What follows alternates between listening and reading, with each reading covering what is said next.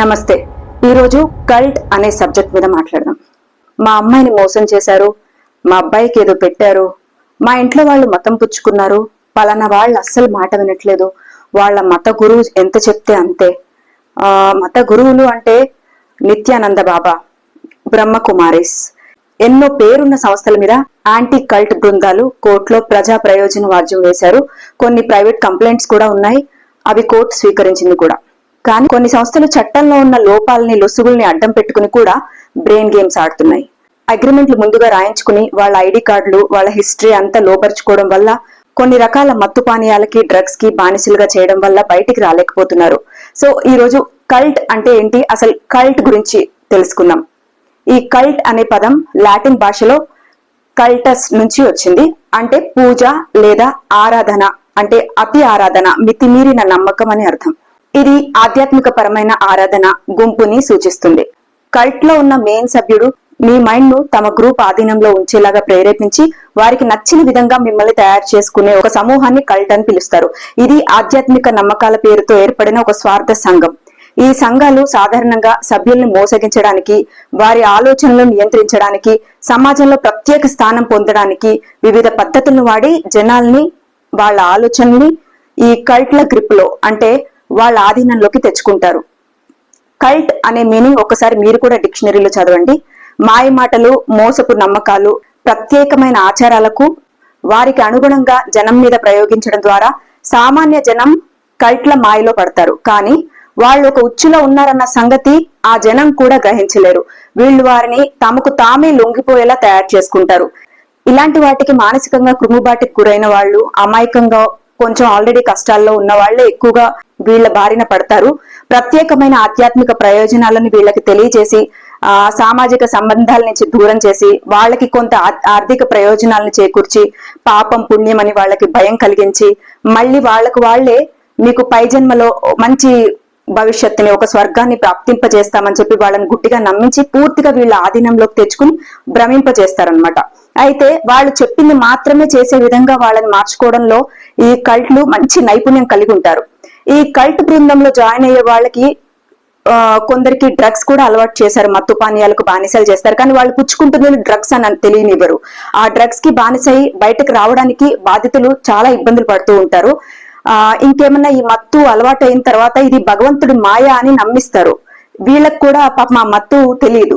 అయితే ఇంకొందరు ఆధ్యాత్మిక అన్వేషణ కొరకో, లేకపోతే వారు ఆధ్యాత్మిక వాళ్ళలో కొన్ని ప్రశ్నలు ఉంటాయి, వాటి సమాధానాన్ని వెతకడం కోసం ప్రయత్నిస్తారు.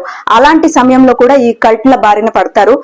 ఇలాంటి కల్ట్ల బారిన పడ్డాక కొన్నిసార్లు ఆర్థిక లాభాలు కూడా వాళ్ళకి అందిస్తాయి. అంటే కొత్త వ్యక్తులని ఆ గ్రూప్ సభ్యులుగా చేర్పించడం ద్వారా కొంత ఆర్థిక మద్దతుని వీళ్ళకి ఇస్తారు. అయితే మరికొందరిని ఈ ట్రాప్ లో ఇరికించబోతున్నామన్న సంగతి ఈ అమాయకులకు తెలియదు. ఎందుకంటే ఇది దేవుని సేవ అని వాళ్ళని గట్టిగా నమ్మిస్తారు కాబట్టి వాళ్ళకి తెలియదు.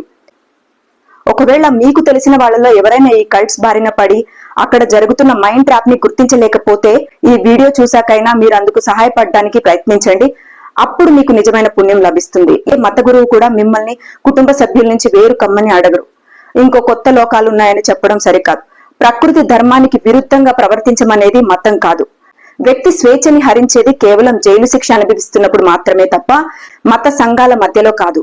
అది ఏ మతమైనా మనిషి మెదడును బ్లాక్ చేస్తుంది అంటే అది మతం కాదు, మత్తు అని గ్రహించండి. ఒక వ్యక్తి సొంత విశ్లేషణ, భావ వ్యక్తీకరణ, బంధుత్వాలు అతని జీవితంలో కీలక విషయాలు. ఒక వ్యక్తిని బందీ చేసి కుటుంబ సభ్యులకు దూరంగా ఉంచి మెదడులో బానిసత్వాన్ని భర్తీ చేయడం గురుతత్వం అనిపించుకోదు.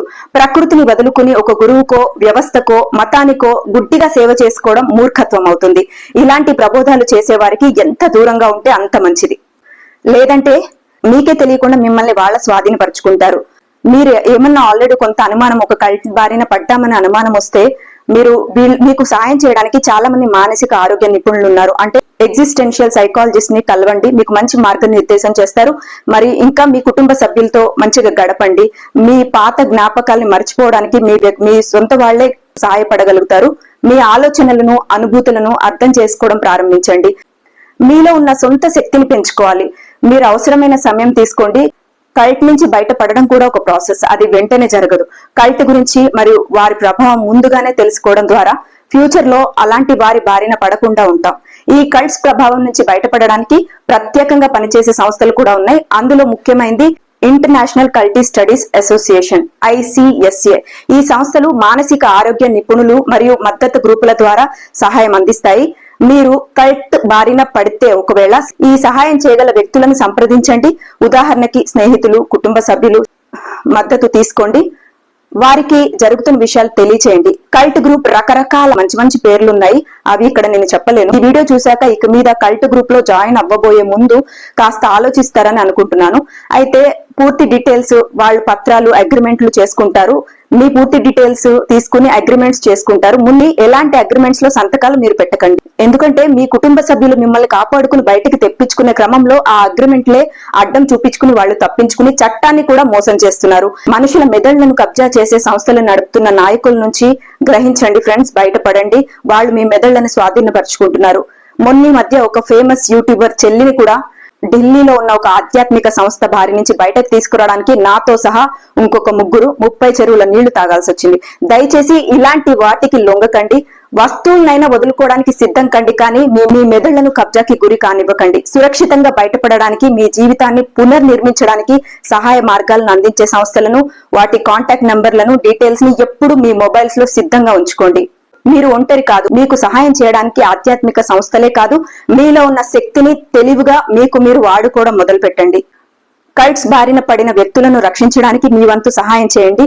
మరో మంచి ఇన్ఫర్మేటివ్ వీడియోతో మళ్ళీ కలుస్తాను. Thank you. Me Durga LLB.